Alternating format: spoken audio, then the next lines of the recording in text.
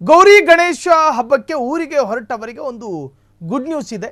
ಗಣೇಶ ಹಬ್ಬದ ಪ್ರಯುಕ್ತ 1,500 ಹೆಚ್ಚುವರಿ ಬಸ್ ನಿಯೋಜನೆಗೊಂಡಿದೆಯಂತೆ. 1500 1,500 ಬಸ್ ಗಣೇಶ ಹಬ್ಬಕ್ಕೆ ಬೆಂಗಳೂರಿನಿಂದ ನಾನಾ ಜಿಲ್ಲೆಗಳಿಗೆ ಹೋಗೋರಿದ್ದಾರೆ. ಕೆಎಸ್ಆರ್ಟಿಸಿ ಇಲಾಖೆಯಿಂದ ಈ ಒಂದು ನಿರ್ಧಾರ. ನಾಳೆ ನಾಡಿದ್ದು 2 ದಿನ ಗೌರಿ ಗಣೇಶ ಹಬ್ಬ.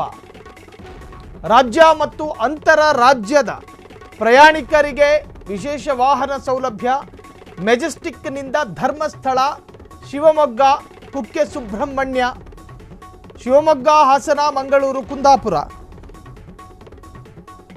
ಧಾರವಾಡ, ಬೆಳಗಾವಿ, ರಾಯಚೂರು, ಕಲಬುರಗಿ ಹೀಗೆ ಅನೇಕ ಜಿಲ್ಲೆಗಳಿಗೆ, ಬಳ್ಳಾರಿ, ಕೊಪ್ಪಳ, ಯಾದಗಿರಿ, ಬೀದರು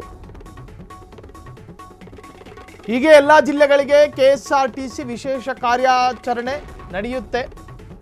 ಸಾರ್ವಜನಿಕರಿಗೆ ಅನುಕೂಲವಾಗುವಂತೆ ಮುಂಗಡ ಆಸನ ಬುಕ್ಕಿಂಗ್, ಮುಂಗಡ ಈ ಟಿಕೆಟ್ ಬುಕ್ಕಿಂಗಿಗೂ ವ್ಯವಸ್ಥೆ ಮಾಡಿದ ಕೆಎಸ್ಆರ್ಟಿಸಿ.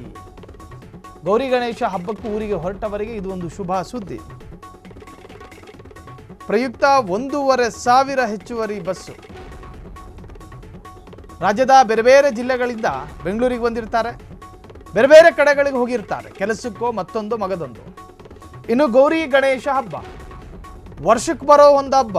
ಗೌರಿ ಗಣೇಶ ಕುಟುಂಬ ಸಮೇತ ಮನೆಯಲ್ಲಿ ಇದ್ಕೊಂಡು ಮಕ್ಕಳೊಂದಿಗೆ ಮೊಮ್ಮಕ್ಕಳೊಂದಿಗೆ ಸಂಭ್ರಮದಿಂದ ಆಚರಿಸಬೇಕು ಅನ್ನೋ ಕಾರಣಕ್ಕೋಸ್ಕರ ನೋಡಿ, ಈ ವಿಶೇಷ ಬಸ್ ಸೌಲಭ್ಯದ ಸರ್ಕಾರದ ಅಧಿಕೃತ ಸುತ್ತೋಲೆಯನ್ನು ನೀವು ಸ್ಕ್ರೀನ್ ಮೇಲೆ ಗಮನಿಸ್ತಾ ಇದ್ದೀರಿ. 1,500 ಹೆಚ್ಚುವರಿ ಬಸ್ಗಳಿದ್ದಾವೆ. ಇನ್ನು ನೀವು ಮುಂಗಡವಾಗಿ ಅಡ್ವಾನ್ಸ್ ಬುಕ್ಕಿಂಗ್ ಮಾಡಬೇಕು ಅಂತ ಹೇಳಿದ್ರೆ ಅಲ್ಲೊಂದು ಸ್ಕ್ಯಾನರ್ ಕೊಟ್ಟಿದ್ದಾರೆ ನೋಡಿ, ಅದನ್ನು ಸ್ಕ್ಯಾನ್ ಮಾಡ್ಕೊಂಡು ನೀವು ಅದನ್ನು ಬುಕ್ ಮಾಡಿಕೊಳ್ಳಬಹುದು.